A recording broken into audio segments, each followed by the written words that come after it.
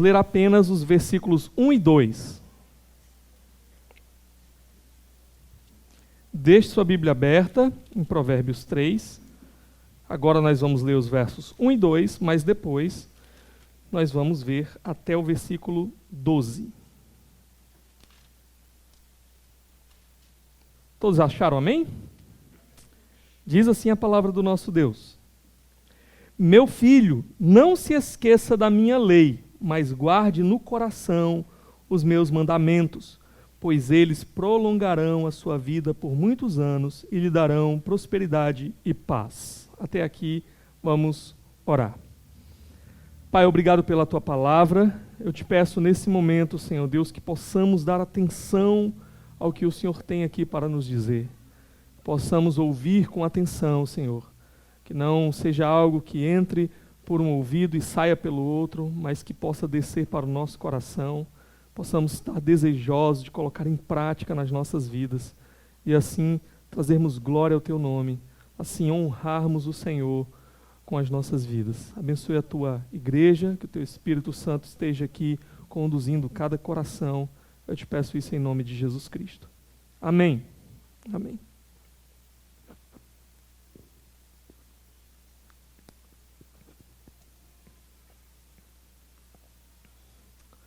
Irmãos, quem aqui quer uma vida ruim?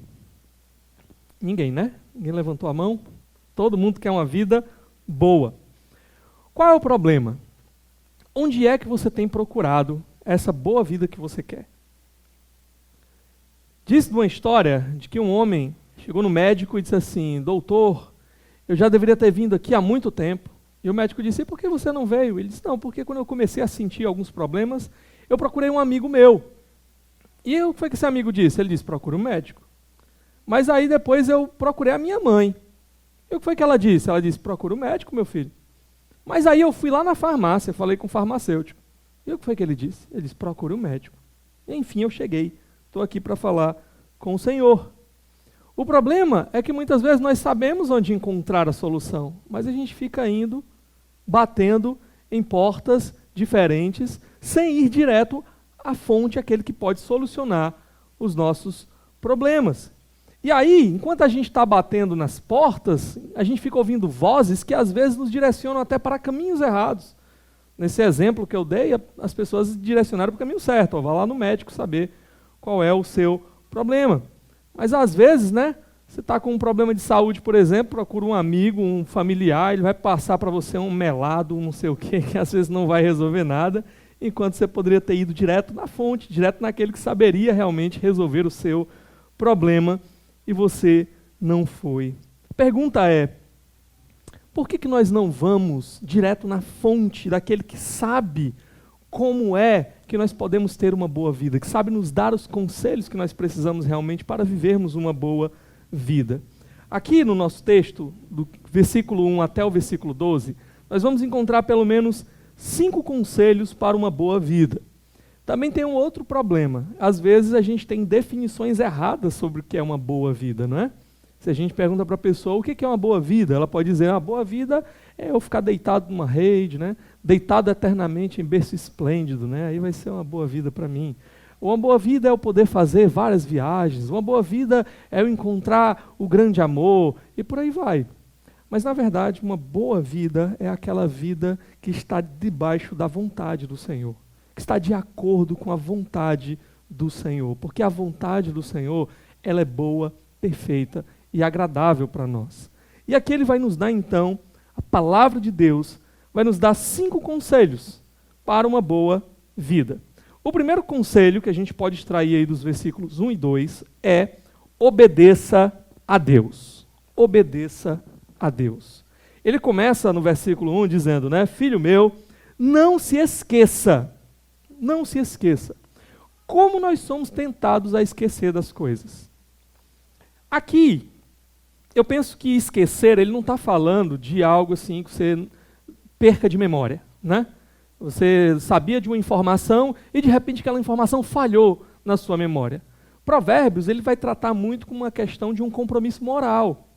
Então aqui o não esquecer parece para mim estar relacionado ao sentido de não deixe isso de lado.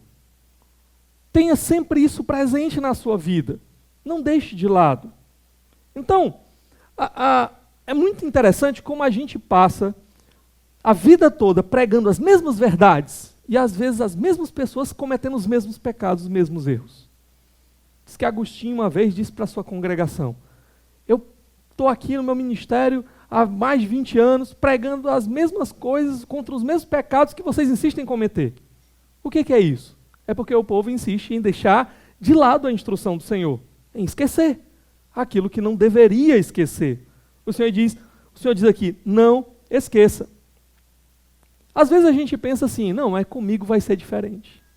A gente vê as pessoas deixando de lado a instrução do Senhor, a gente vê elas tomando más decisões na vida, elas colhendo más consequências na sua vida, aí a gente vai e faz a mesma coisa, a gente se esquece, a gente deixa de lado. E a gente espera o quê? Eu estou lançando a mesma semente e eu espero colher uma coisa diferente. Não vai. Mas às vezes a gente tem essa ilusão. Comigo vai ser diferente. Comigo não vai acontecer assim. O que o Senhor está dizendo é, não se esqueça. Certa vez, aqui na igreja, todo mundo que vem aqui com regularidade sabe que de vez em quando eu lembro do texto de Mateus 18, que fala sobre a disciplina eclesiástica, não é?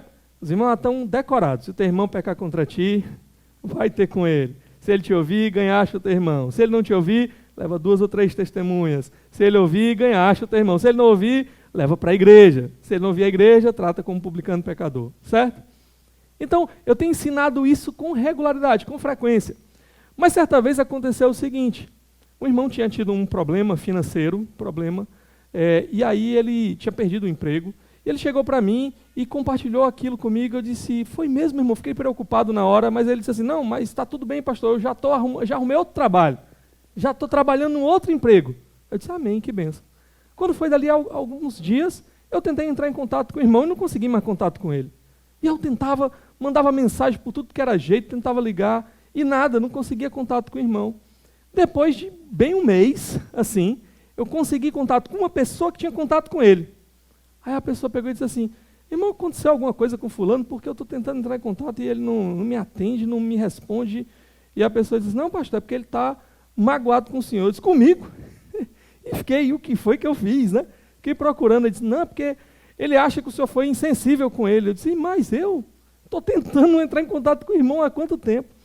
E onde é que eu quero chegar? É que depois eu fui consegui conversar com esse irmão, e eu disse para ele, olha, irmão, quanto tempo eu tenho ensinado para você? Se o teu irmão pecar contra ti, você tem que ir ter com ele. Se você achava que eu pequei contra você, o que você tinha que fazer? Você tinha que vir me procurar, tinha que vir conversar comigo. Mas aqui eu estava indo atrás de você e você estava fugindo de mim. Quantas vezes eu ensinei a mesma coisa? E na hora de colocar em prática, se esqueceu. Deixou de lado o princípio, a instrução do Senhor. Agora, qual é o antídoto aqui contra o esquecimento? Ele diz, meu filho, não se esqueça da minha lei, da minha instrução, dos meus mandamentos, mas guarde no coração os meus mandamentos. O oposto do esquecimento, o oposto do deixar de lado, é colocar no coração, guardar no coração. E nós já falamos aqui sobre essa expressão, ela já apareceu outras vezes em Provérbios.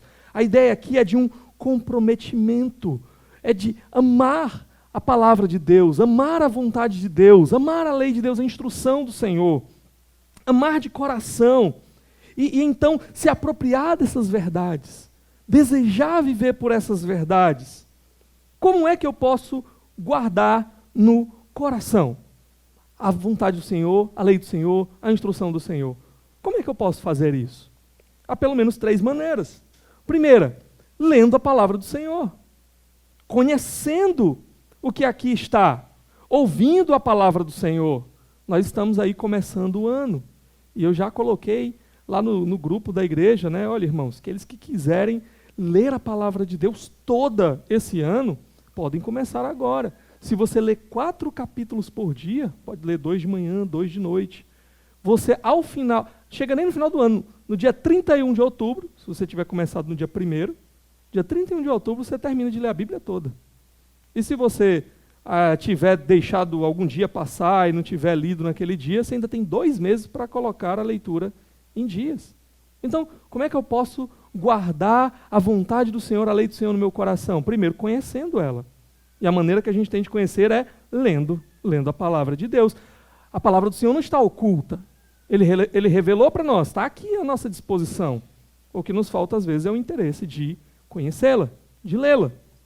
Mas a segunda maneira é meditar na palavra do Senhor. Não é só ler por ler, mas, às vezes, meditar sobre ela, orar sobre ela. Quando a gente ora, a gente pensa a respeito, a gente internaliza aquela palavra. É perceber o que o Senhor está nos desafiando ali, a fazer diferente, a viver diferente. Também memorizar a palavra de Deus. Davi diz assim, né, a tua palavra escondi, guardada no meu coração, para não pecar contra ti. Provavelmente Davi, a ideia de ele ter memorizado porções da palavra de Deus. Ou, a gente sabe que Davi, ele compunha poesias, ele compunha cânticos, talvez aquela maneira de compor cânticos seria a maneira de guardar a palavra de Deus no coração, de memorizar através daqueles cânticos. Mas leia, medite na palavra do Senhor. A outra é se esforce para colocá-la em prática na sua vida. Quando você começa a viver por ela, a colocar em prática na sua vida, você começa a internalizar ela no coração. Quando as circunstâncias chegam diante de você, você vai se lembrar, opa, peraí, eu já aprendi que a palavra de Deus me ensina a não fazer assim.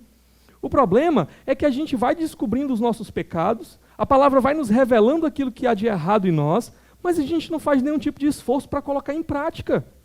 Então descobri que eu preciso mudar algo na minha vida. Mas simplesmente descobrir está suficiente para mim. Não.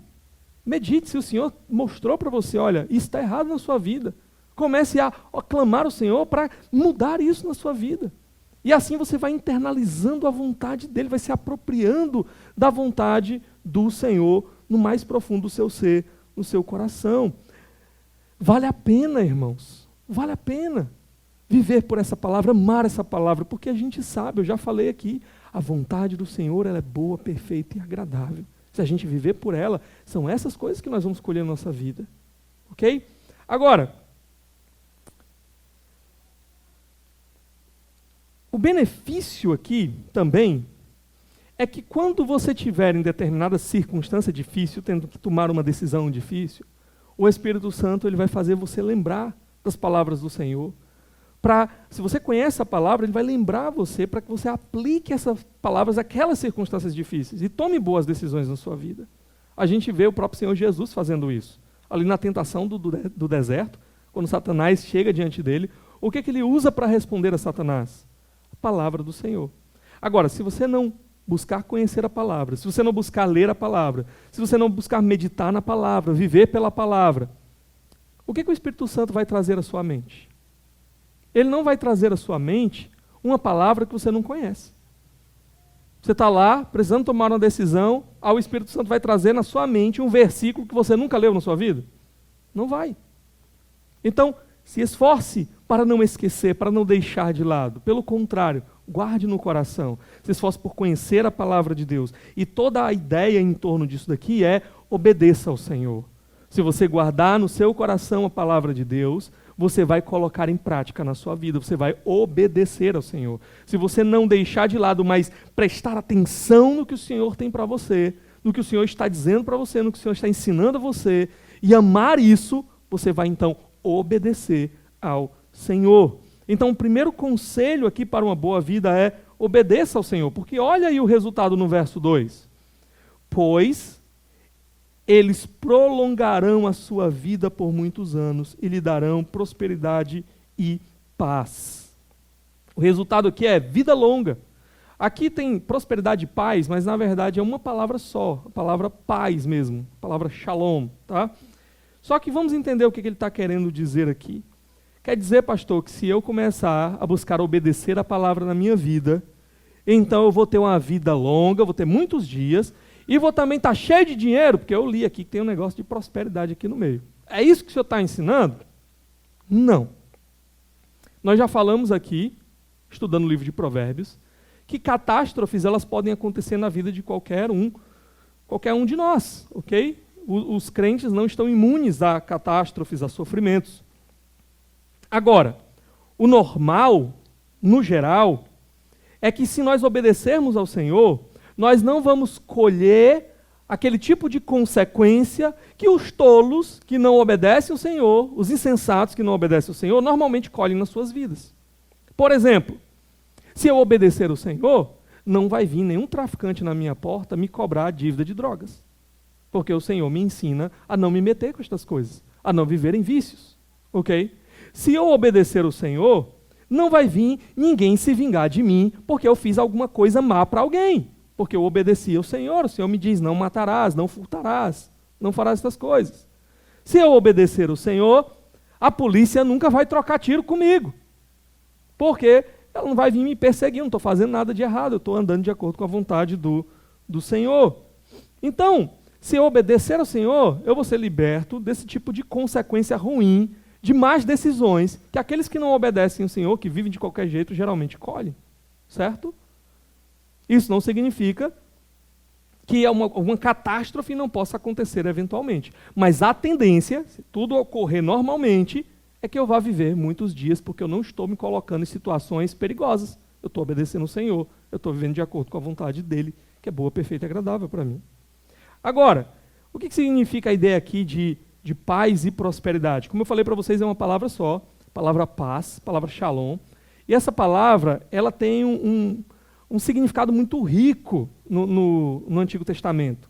Hoje em dia, na cultura hebraica moderna, ela basicamente significa olá, tudo bem, né? Quando chega para cumprimentar alguém, fala shalom, né? É olá, tudo bem. Mas essa palavra, o significado dela engloba harmonia, engloba felicidade, engloba bem-estar, engloba segurança, engloba cuidado de Deus, engloba tudo isso.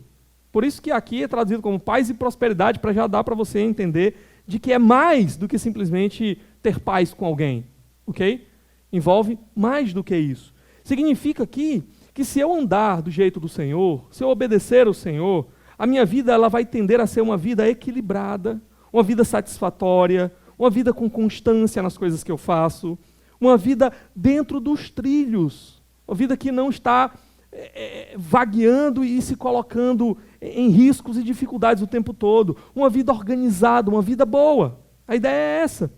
Então, por exemplo, se eu obedecer ao Senhor, normalmente as minhas contas vão ser organizadas, porque o Senhor me ensina a não gastar mais do que eu tenho.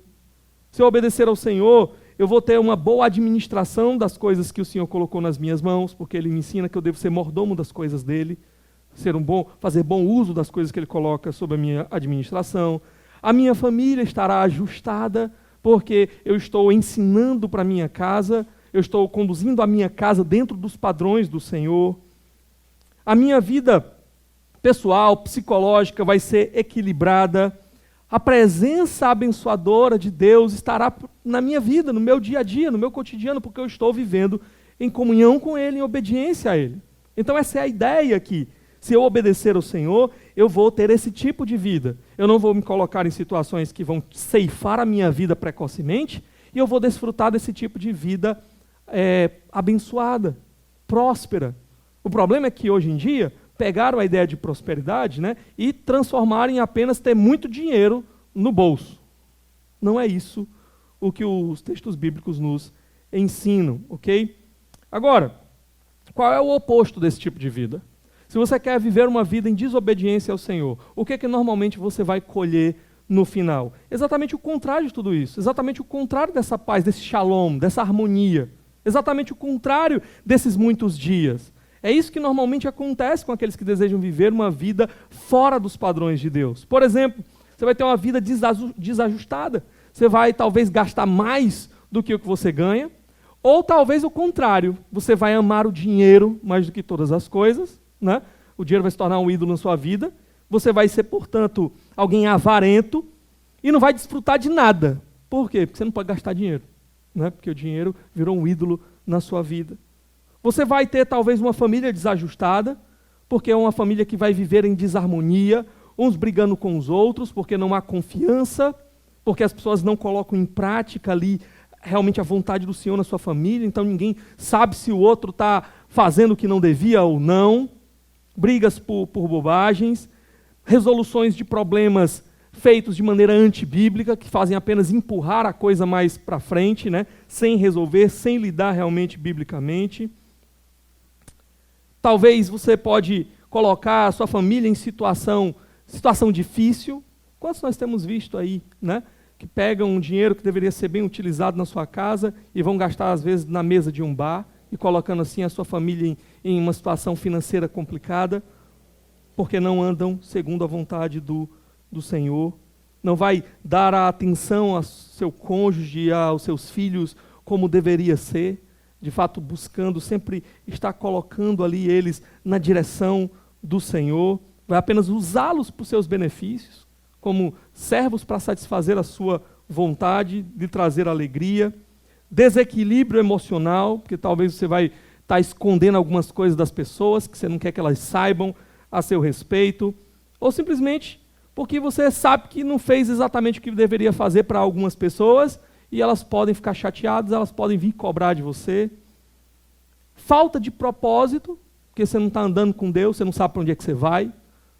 Fica naquela desculpa, não, no final Deus vai dar algum jeito, né? Sendo que isso é o contrário do que a Bíblia fala de Gênesis e Apocalipse. Então você vai ver nessa falta de, sem saber o que Deus quer para você, porque você não está nem aí para Ele, sem saber onde é que você vai passar a eternidade. No final das contas, até sabe, mas fica escondendo isso no coração, né? Tentando dar desculpas. Então, isso é o oposto da vida de alguém que vive em comunhão com o Senhor, que busca andar com o Senhor em obediência ao Senhor. É esse tipo de vida desajustada, o contrário do shalom aqui, que a pessoa vai colher na sua vida. Então, obedeça a Deus de coração. Busque a Deus de coração. Tenha prazer no Senhor, em querer fazer a vontade do Senhor. E assim o que o texto está dizendo é que normalmente você vai colher uma vida longa e você vai colher uma vida harmoniosa, uma vida boa na presença do Senhor. Segundo conselho aqui para uma vida boa, está aí no verso 3. Ele diz que o amor e a fidelidade jamais o abandonem. Prenda-os ao redor do seu pescoço. Escreva-os na tábua do seu coração. O que ele está dizendo aqui para nós? Segundo conselho é: faça o bem e seja fiel. Ok? Faça o bem e seja fiel. A bondade aqui está muito relacionada com misericórdia, com você demonstrar misericórdia a outros. O que é a misericórdia? Alguém merecia sofrer determinado tipo de punição e você não dá aquela punição que aquela pessoa merece. Você a favorece. Ok? Então, mas a pessoa não merece. Exatamente isso, né? Deus, ele fez exatamente isso com a gente. Ele nos convida a fazer isso com outros também. O que você merecia? Você merecia a condenação de Deus. Merecia que ele abrisse o chão agora e jogasse você lá no inferno. Mas foi isso que ele fez com você? Não. Então ele espera que você não trate as pessoas sempre do jeito que elas merecem. Mas mostre graça, mostre misericórdia para as pessoas. Seja um reflexo de Deus na vida das pessoas. Ok? Mas também, é claro, o significado mais óbvio da bondade é fazer o bem a outras pessoas. Agora, fazer o bem segundo o padrão de Deus e não segundo o seu padrão. Porque às vezes a gente tem uma ideia distorcida do que é fazer o bem, né? Para a gente fazer o bem é fazer todos os quereres, né? Fazer toda a vontade daquela outra pessoa. Muitas vezes fazer o bem a outra pessoa significa frustrar aquela outra pessoa. Não dar a ela o que ela quer. Por exemplo, será que é fazer o bem a um alcoólatra dar a ele uma garrafa de cachaça? Mas é isso que ele quer. Mas isso vai fazer bem a ele? Será que fazer o bem ao seu filho é deixar ele fazer o pecado que ele quer cometer? Não. Muitas vezes você vai ter que frustrar exatamente porque você quer o bem. Agir com bondade é agir buscando o bem do outro, o bem segundo os padrões de Deus, aquilo que vai ser bom para aquela pessoa à luz de Deus, certo? À luz da vontade de Deus para elas. Então, haja com bondade. Também, fidelidade aqui está muito ligada à ideia de verdadeiro, de ser verdadeiro, fidelidade, ser leal. Tanto é que algumas versões até ela traduz aqui como lealdade. A ideia de honrar os compromissos que você assume, por exemplo. Então ele diz, não te abandonem, não deixe que essas coisas elas desapareçam da sua vida. elas estejam ausentes na sua vida. O quê? Bondade e fidelidade. Eu sei que é tentador a gente desistir de fazer o bem. É tentador a gente desistir de honrar com a nossa palavra, de honrar com os nossos compromissos, porque a gente vive num mundo onde o tempo todo que a gente vê é pessoas fazendo exatamente isso, fazendo de tudo para se darem bem. Então, para se darem bem, muitas vezes elas não vão fazer o bem. Para se darem bem, muitas vezes elas não vão honrar com os compromissos delas, com as palavras delas, vão puxar o seu tapete, porque o que interessa para elas é se dar bem. O que o Senhor espera de nós é o contrário. Faça o bem. Faça o bem mesmo quando aquilo aparentemente não vai ter boas consequências para você. Seja fiel. Haja com honra, né, com os compromissos que você assume, com as responsabilidades que você tem.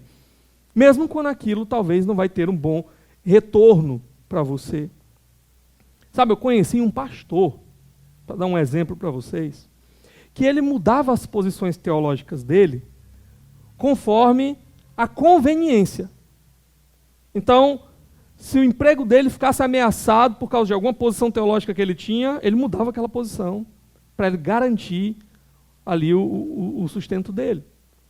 Então, eu lembro de uma vez que ele tinha brigado com todo mundo no seminário por causa de uma posição que ele tinha, e aquilo trouxe consequências. O diretor do seminário chegou para ele e deu uma dura nele. E ele se sentiu ameaçado. Na outra semana ele já estava com uma posição diferente. Por quê? Disse, não, porque eu assisti um pregador aí, teólogo, que falou isso, aquilo, outro, e eu me convenci. Todo mundo sabia que ele não tinha se convencido. Mas ele estava mudando simplesmente porque era conveniente para ele. Ele era amigo, enquanto aquilo era conveniente para ele, trazia benefícios para ele. Na hora que aquilo ameaçasse, aquela amizade ameaçasse ele de alguma forma, o bem-estar dele, financeiro, por exemplo, aí ele já ia por debaixo dos panos, mudando as coisas. O que é isso? Alguém que não é fiel. Alguém que não assume realmente os seus compromissos com fidelidade, com integridade. Alguém que não honra as suas posições, suas palavras. Ok? Então, isso é apenas um exemplo para vocês do que um pastor estava agindo assim. Mas que nós não podemos agir assim. Nós não podemos viver dessa forma. O salmista, no Salmo 73, né, Salmo de Asaf, ele vai se questionar, Senhor, vale a pena, Senhor? Vale a pena eu lavar as minhas mãos na inocência? Eu buscar fazer o bem, eu buscar continuar fiel, porque eu olho ao meu redor, eu vejo os ímpios se dando bem, eu vejo os ímpios fazendo coisas e parece que eles só engordam, só acumulam riquezas, têm tudo que eles querem, e eu aqui tentando fazer o bem, eu tentando ser fiel. Vale a pena, Senhor? A resposta é, vale a pena. Porque depois o salmista diz, eu atentei para o fim deles. E quando eu olhei para o final deles, eu entendi, Senhor, realmente vale a pena. Vale a pena servir ao Senhor. Então, o texto diz para nós aqui, olha, pega essa bondade, pega a fidelidade e ata o teu pescoço. A ideia aqui de um colar, né? A ideia de um enfeite. Essa ideia também já apareceu antes, no capítulo 1 de Provérbios. A ideia então aqui, irmãos, é que um colar, principalmente nesses dias aqui do Antigo Testamento, era um enfeite precioso. Não era qualquer pessoa que andava exibindo um colar, ok? Um sinônimo aqui de distinção, de beleza, mas também falava um pouco do status da pessoa, né? Aquele que aparecia com um colar, exibindo um colar, era alguém que provavelmente não estava lá o dia todo capinando, né? Um roçado.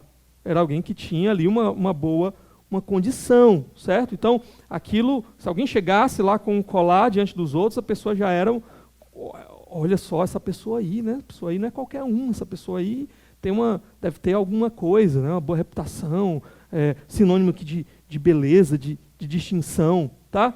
Deixa eu dizer uma coisa para você. Academia é bom, faz bem. Faz tempo que eu tenho vontade de voltar para a academia. Por enquanto, só estou dando as carreirinhas por aí de vez em quando, né? Mas Deus quiser, uma hora vai dar certo. É bom, sabe? Mas se você está fazendo isso somente por causa da boa aparência, de querer ter uma boa aparência, deixa eu lhe dizer uma coisa. Tem uma hora que vai passar. Não importa quanta dieta você faça, Não importa quanto exercício físico você faça, não importa quanta plástica você faça, tem uma hora que a beleza, esses padrões de beleza desse mundo, vão passar. Tem uma hora que sua cara vai ficar assim, parecendo a cara da Gretchen, né? Falta aqui de outro exemplo, tá? Mas tem uma hora que o negócio não vai ficar mais, você não vai ter mais aquela beleza que você tinha na sua juventude. Não vai ter mais. O dinheiro também vai ficar para trás. Vai ter uma hora que você vai passar dessa vida para outra. E tudo que você lutou, acumulou aqui, não vai com você. Lembra daquele homem? Passou a vida toda trabalhando, eu tenho que encher os meus celeiros. Aí de repente ele encheu. Pronto, enchi aqui. Tá, agora eu tenho tudo que eu preciso. Agora eu vou dizer assim para minha alma. Alma, agora ó, regala-te, desfruta de tudo isso daí. E Deus pega e diz assim, louco, essa noite pedirão a tua alma. E o que você tem preparado? Para quem será? O dinheiro dele ali agora não servia mais de nada. De nada. Vai chegar um momento que o seu dinheiro vai servir de nada para você. Teve um momento na vida do Steve Jobs que o dinheiro dele não serviu de nada. É por isso que ele não está mais aqui entre nós. Então, o que deve marcar a sua vida aqui, o que deve chamar a atenção em você, como um colar pendurado ao seu pescoço, é exatamente o seu caráter marcado por bondade e por fidelidade. Alguém que é visto, é reconhecido, é distinguido dos demais por ser alguém que age com misericórdia, que age com bondade, que cumpre as coisas que diz, que age com lealdade. É isso que deve aparecer em nós. Agora não pode ser algo fingido. Você pode até tentar fingir que é alguém assim. Você pode até tentar, tá? Mas aqui o texto diz, escreve no seu coração, nas tábuas do seu coração. A ideia, mais uma vez, você tem que se apropriar disso. Desejar no mais profundo do seu ser, de ser essa pessoa aqui, que age com bondade, que age com fidelidade. Porque mais cedo ou mais tarde, se for algo meramente fingido, vai aparecer na sua vida. É claro que alguém que age com bondade, com fidelidade, pode acontecer um momento na sua vida que ele tropece porque nós somos pecadores. Que ele tem uma atitude que não é aquela atitude bondosa que se era esperada dele. Ou tem uma atitude de ele tinha dito uma coisa e não foi bem daquele jeito que ele fez. Isso pode acontecer na vida de nós. Somos pecadores, estamos em transformação, em mudança. Não deve ser a marca da nossa vida. Isso. Não pode acontecer sempre na nossa vida. Mas se você tentar apenas ser algo exteriormente, mais cedo ou mais tarde o seu coração vai se revelar. A boca fala do que o coração está cheio. Mais cedo ou mais tarde seu coração vai sair pela sua boca. Mais cedo ou mais tarde as pessoas vão ver quem você realmente é. Eu conheci uma pessoa que ela dizia assim, eu gosto muito de servir. Eu gosto muito de receber as pessoas na minha casa. E eu olhei assim e disse assim, mas rapaz, pensando só, né? Eu não disse, né? Mas rapaz, a pessoa não gosta de receber nem os parentes em casa. Né? E diz isso.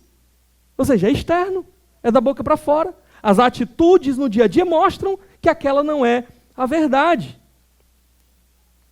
Mas o que o Senhor espera de nós aqui é que estas coisas elas estejam tão internalizadas em nós, seja um compromisso do nosso coração, que de fato elas apareçam. E as pessoas nos reconheçam como pessoas de caráter bondoso, de caráter fiel. Olha o resultado aí no verso 4. Então você terá o favor de Deus e dos homens e boa reputação. Boa reputação diante de Deus e dos homens. Favor diante de Deus e dos homens. Deus, ele vai se alegrar de você. Deus, ele vai honrar você. Ele vai cuidar de você. Se você de fato for uma pessoa marcada por bondade e fidelidade. Sabe por quê? Porque Deus se agrada dessas coisas. Então, se Deus olha para você e vê no seu caráter alguém que está desejoso de ser marcado por bondade e fidelidade, sabe o que ele vai fazer? Ele vai te ajudar em tudo para que você continue assim. Porque é prazer para ele ter os seus servos vivendo assim. Da mesma forma, ele diz aqui que os homens, eles vão respeitar você. Eles vão confiar em você. Na necessidade, você vai ter crédito. Por quê? Porque você é alguém marcado por bondade.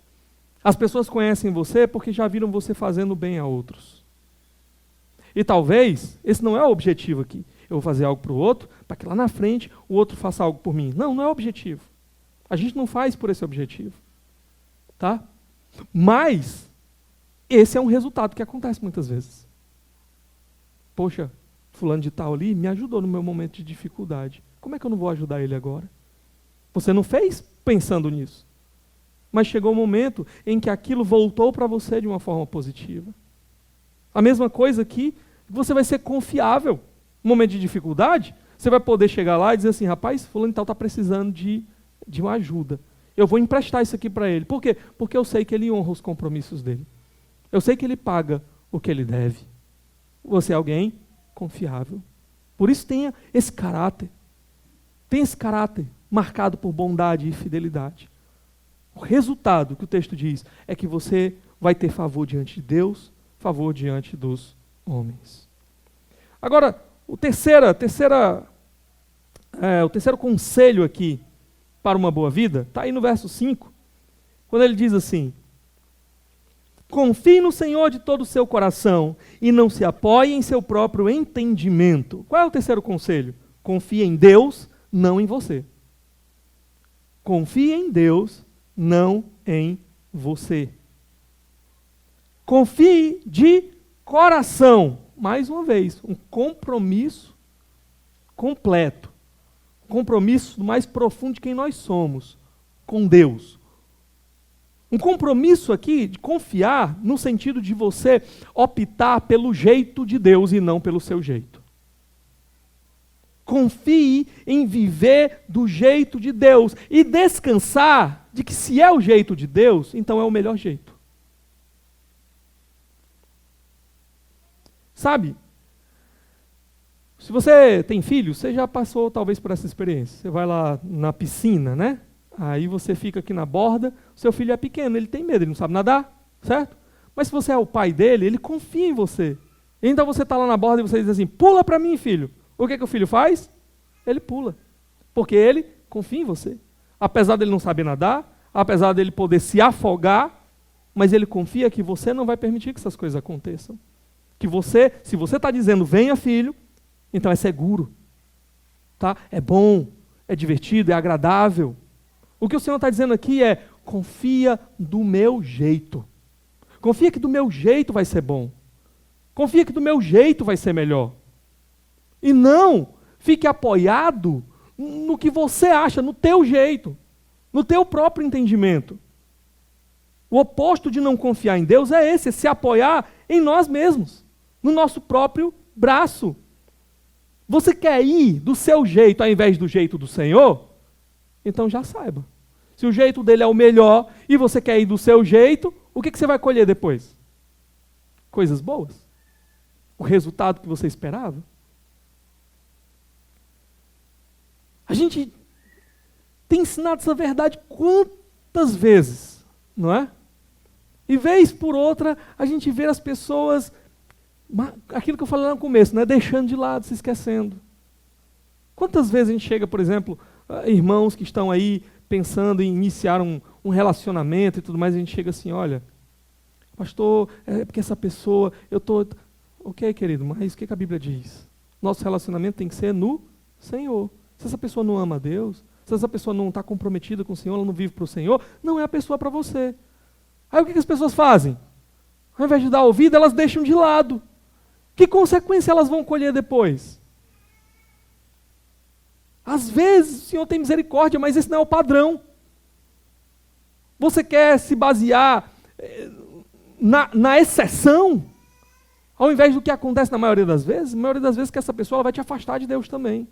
O homem mais sábio do mundo, Salomão, né, foi afastado do Senhor por quem? Por relacionamentos indevidos que ele não deveria ter. Mulheres que não amavam o Senhor. Uma vez eu fui para um retiro, quando era bem mais jovem, né? Adolescente, assim, estava lá no retiro, aí os meninos lá, eram aqueles meninos que aprontavam mesmo, né? Os meninos, né? Eu não, né?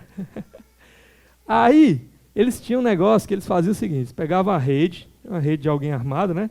Retiro era assim, a casa de praia, aí ao redor da casa assim, a varanda, e aí os homens, né, os jovens dormiam tudo na varanda nas suas redes. Aí eles pegavam a rede lá de alguém, pegava assim, tirava do armador e deixava só uma pontinha assim. Para quê? Para quando viesse o dono da rede se sentar, né? Pá, cair no chão. Aí eles queriam ver a queda para ficar achando graça, né? Pronto. O que acontece? Teve uma vez que um chegou e se sentou, todo mundo ficou na expectativa. Aí se sentou e a rede não caiu, ó, segurou. Mas deixa eu dizer uma coisa para você.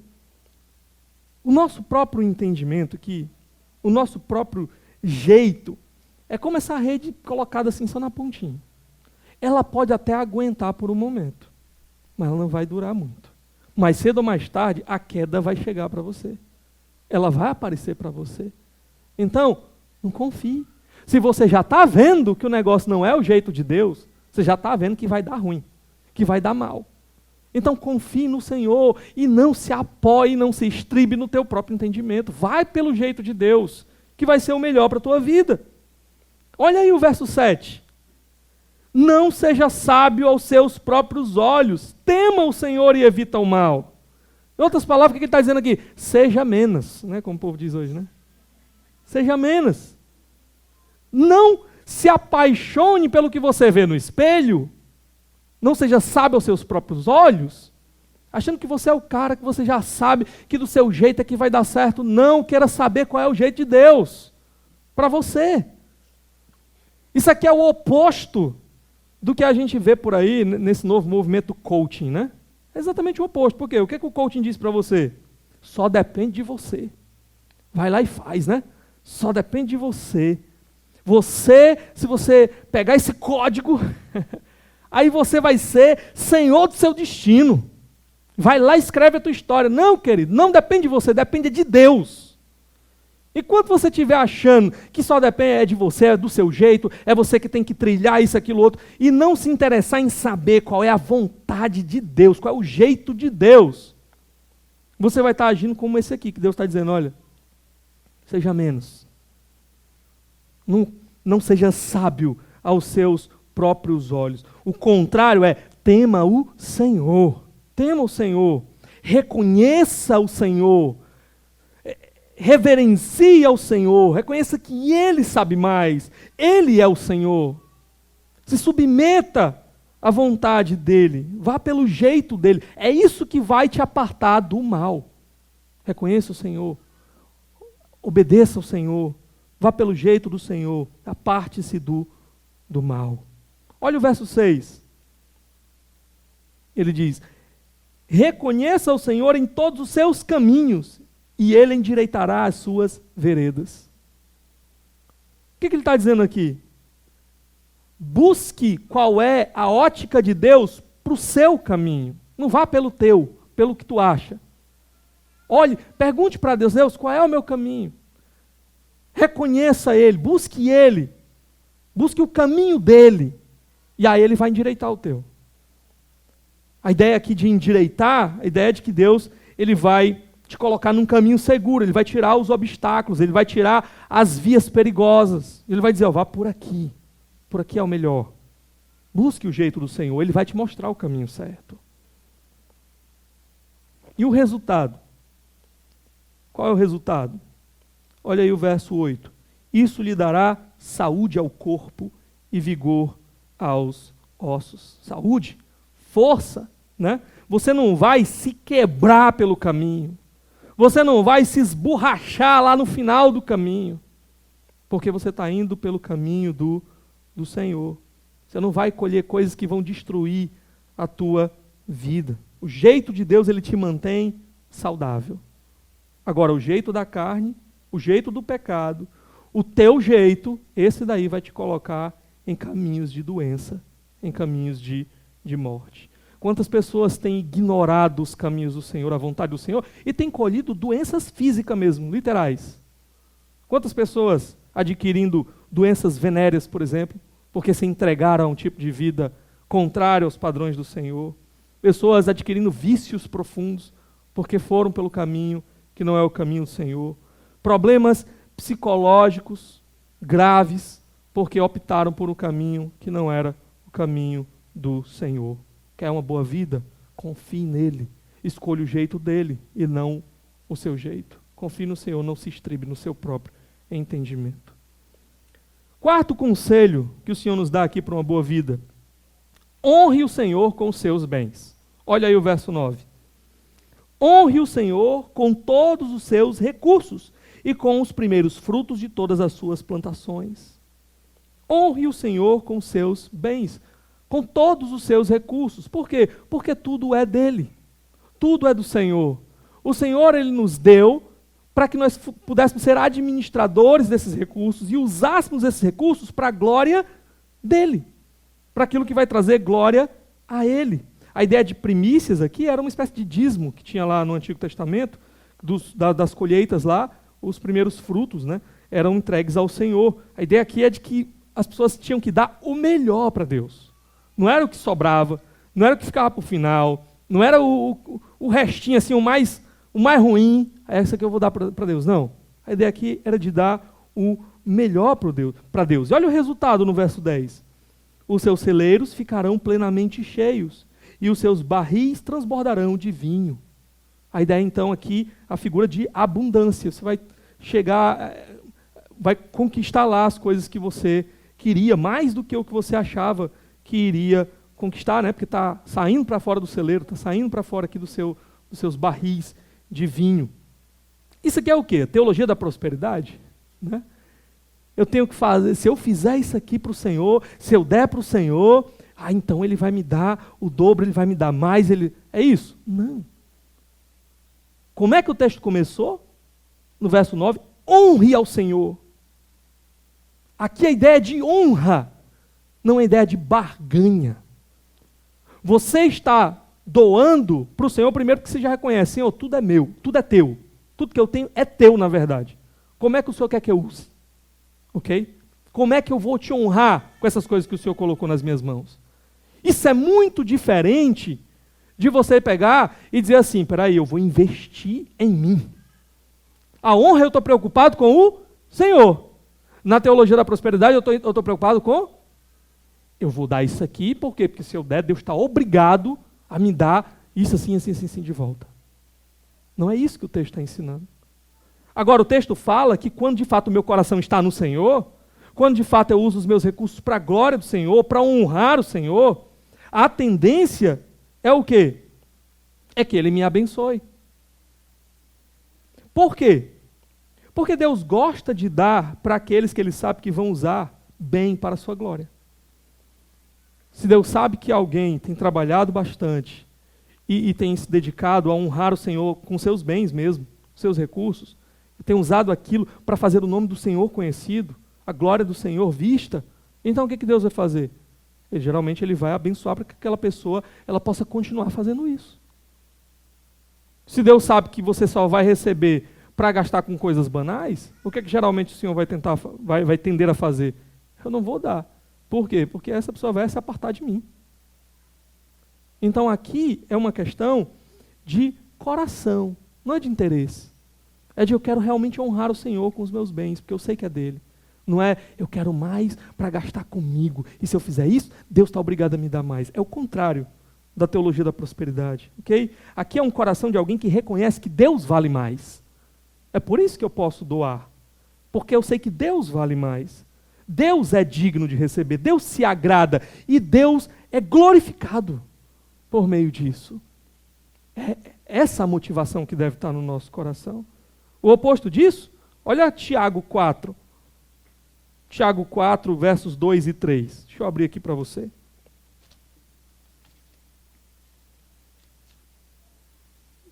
Lá no finalzinho do Novo Testamento, depois de Hebreus. Finalzinho do verso 2, Tiago 4, finalzinho do verso 2, ele diz assim: vocês vivem a lutar e fazer guerras. Não têm porque não pedem. Quando pedem, não recebem, pois pedem por motivos errados, para gastarem seus prazeres. Pronto. O que Tiago está dizendo? Às vezes vocês não têm algumas coisas, primeiro porque vocês nem oram. Vocês nem pedem ao Senhor. Vocês acham que depende do braço de vocês. É vocês que são aqueles que vão conquistar tudo. Pronto. Então, Deus diz assim, pois vai lá. Né? Vai lá, ver o que é que tu vai conseguir, né? E quando vocês se lembram de pedir, vocês ainda pedem pelos motivos errados. Vocês não pedem para a glória de Deus. Vocês não estão nem aí para usar os recursos realmente de uma maneira que agrada a Deus. Vocês só querem esbanjar no que vocês querem. Pronto, Deus também não vai dar. Então nota aqui como é o oposto do que eu falei lá, né? Na teologia da prosperidade peça porque você é cabeça, não é cauda, né? Você é para comer o melhor dos frutos dessa terra. Então, eu estou pensando só o quê? Nos meus prazeres. Pois Deus está dizendo, eu não vou dar. Agora, se você honrar o Senhor com seus recursos, Deus tem prazer em ser honrado. E Ele vai te abençoar para que você continue honrando.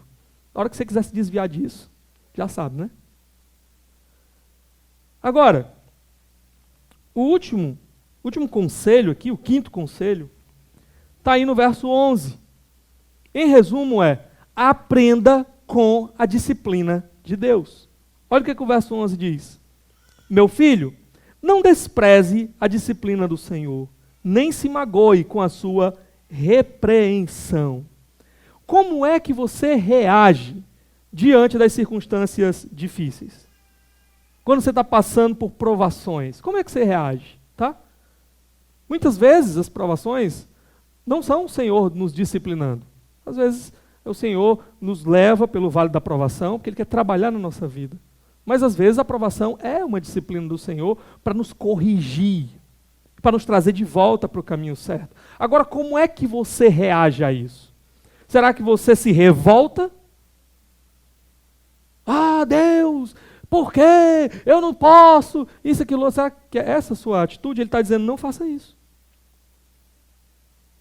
Não se magoe, aqui é a tradução, né? Não se revolte com a disciplina do Senhor. Será que você despreza? Aqui é aquela pessoa que ela tem pouca visão espiritual das coisas. Então, às vezes, ela é tentada a desprezar a disciplina do Senhor. Por quê? Porque ela trata como algo sem importância. Não, isso aí que aconteceu não tem nada a ver com Deus, com nada, né? Isso aí é coisa do acaso, é a coisa que aconteceu. Pronto, pois o Senhor está dizendo, não despreze. Não despreze. O que Ele espera que você faça? Medite. Reflita. Reflita sobre as coisas pelas quais você tem passado. Reflita. Pense. O que me levou até aqui? Será que eu estou passando por isso? Por causa de algumas coisas que eu cometi lá atrás? Algumas decisões que eu tomei lá atrás? Reflita. Ou pergunte, Senhor, será que eu estou passando por isso porque o Senhor quer trabalhar na minha vida, em alguma área? Eu não estou percebendo? Me mostra no que o Senhor está querendo trabalhar. Me mostra o que eu preciso aprender. Não despreze a disciplina do Senhor. Não perca a oportunidade que o Senhor está te dando para aprender e mudar. Pelo contrário, aprenda. Aprenda de uma vez a lição que Ele quer te dar. Sabe por quê? Porque se você não aprender agora, Ele vai te fazer passar pela disciplina de novo. Porque o objetivo do Senhor não é te dar tudo o que você quer, é te levar para a glória. E para te levar para a glória, Ele precisa mudar um monte de coisa na tua vida. Ele vai usar então a disciplina para isso. Então aprenda logo da primeira vez. Para você não repetir. Não precisar passar de novo pela mesma disciplina. Porque tem pessoas que não aprendem. A pessoa estava lá, aí tomou um monte de decisões erradas, por exemplo, financeiramente. Aí se colocou em dificuldades financeiras, sua família toda sofrendo por causa da dificuldade. Aí o que ela aprende? Eu devo ser o melhor administrador dos recursos que Deus me deu. Aí o Senhor, né? Aí a pessoa pega, sai daquela situação e as coisas começam a melhorar. Aí o que ela faz? Aí ela começa a gastar do mesmo jeito que ela gastava antes. Ela começa a gastar mais do que devia, irresponsavelmente. Aí o que vai acontecer com ela de novo? Ela vai passar pela mesma lição de novo. Se ela não aprendeu da primeira, para ver se ela aprende agora da segunda. Aprenda com a disciplina do Senhor. Por quê? Olha o verso 12. Pois o Senhor disciplina quem ama, assim como o pai faz ao filho de quem deseja o bem. O Senhor não nos disciplina porque o Senhor quer nos destruir. O Senhor não nos disciplina porque o Senhor quer ver o nosso mal. Não, é porque Ele nos ama.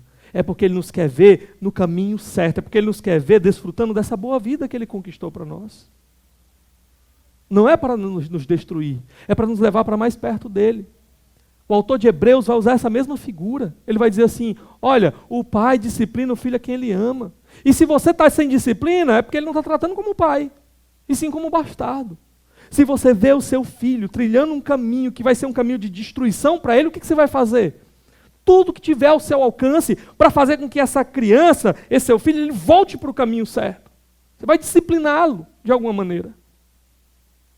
Se você não faz isso, é porque você não se importa com o seu filho. Mas Deus se importa com os seus filhos.